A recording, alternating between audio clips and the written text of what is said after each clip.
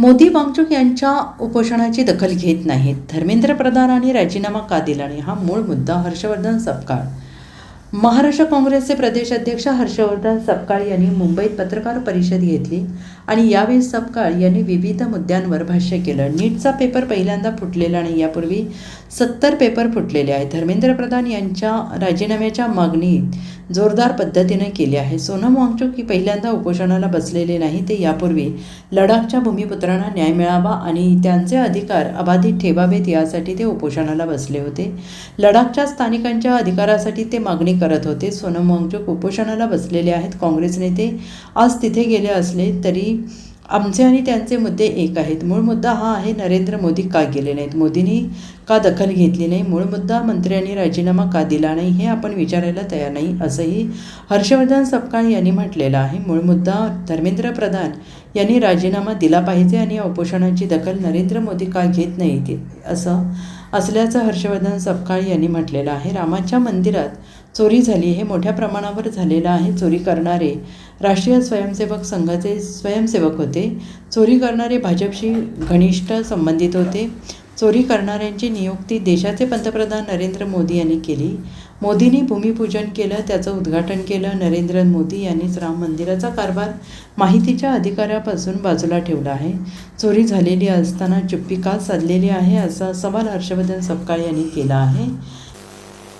त्या ठिकाणी वांगचुक यांचं जे उपोषण आहे, या उपोषणातले मुद्दे आणि काँग्रेसचे मुद्दे हे एकच आहे आणि या सर्व मुद्द्यांच्या अनुषंगानं काँग्रेस हा खूप आधीपासून हा संघर्षात आहे.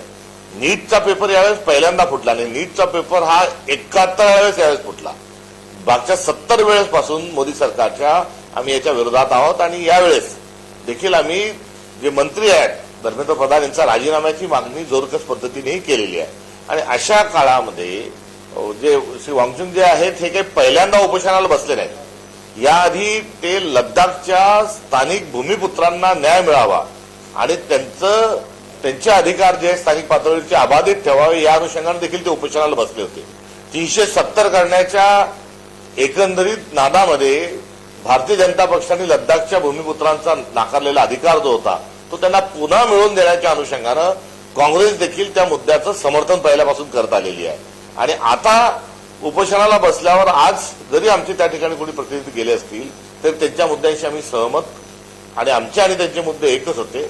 मात्र राहुल गांधी आणि काँग्रेस यंदा त्या आंदोलनाशी जोडून बघण्याची आवश्यकता नाही.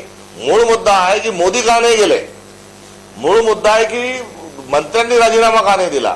त्यामुळे मूळ मुद्दा जो आहे, मोदी का नाही गेले, मोदींनी का दखल घेतली नाही, मोदींनी या संदर्भात मन की बात का केली नाही, हे आपण विचारायला तयार नाही.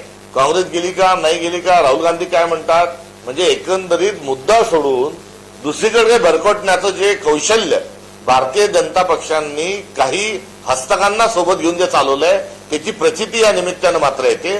मूळ मुद्दा हा आहे की धर्मेंद्र प्रधान यांनी राजीनामा दिलाच पाहिजे आणि या उपोषणाची दखल नरेंद्र मोदी का घेत नाही. Bureau report, SBN Marathi, Mumbai.